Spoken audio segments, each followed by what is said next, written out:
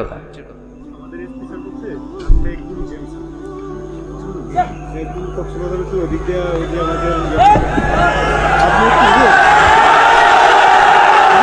বসেন বসেন বসেন, ভালো কথা বলতেছে, বসেন, না বুঝে হই হই বসেন। আপনাদের জেলার এসপি সাহেব, পুলিশ সুপার আপনাদের জেলার এসপি সাহেব হাইওয়ের, উনি এই যে লোক পাঠাইছে পুরো কক্সবাজার জেলা গাড়িতে ব্লক। আমি তো শহর থেকে আসছি, আমি কক্সবাজার শহর থেকে আসছি, আমি দেখেছি এই ছেলেপেলারা যদি ধাক্কাধাক্কি করে আমার গাড়ি না আনতো, ফারুক ভাইয়ের গাড়ি এখান দিয়ে ঢুকতো না।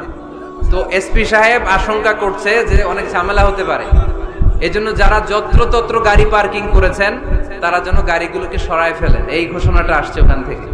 এজন্য উল্টাপাল্টা যদি কেউ পার্কিং করে থাকেন, রাস্তায় যদি কেউ জ্যাম লাগায় থাকেন, নিজ দায়িত্বে আপনি আপনার লেনে থাকবেন।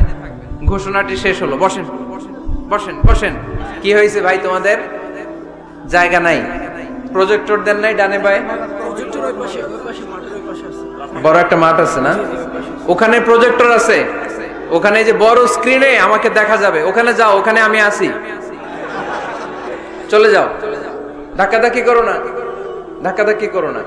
কোরআনের মাহফিলে ধাক্কাধাক্কি করা এটা খুব খারাপ, এটা ঠিক না। জায়গা না পেলে দাঁড়িয়ে থাকো, যারা জায়গা পান নাই দাঁড়িয়ে থাকেন। আলহামদুলিল্লাহ, আল্লাহর মেহেরবানি, আমার মাহফিলগুলোতে ইয়াংরা খুব বেশি আসে। আমি খেয়াল করে দেখলাম যে 15 থেকে 25 বেশিরভাগ। গলার জোর দেখছেন, জোর। আলহামদুলিল্লাহ, মুরব্বী ভাইরাও আসে।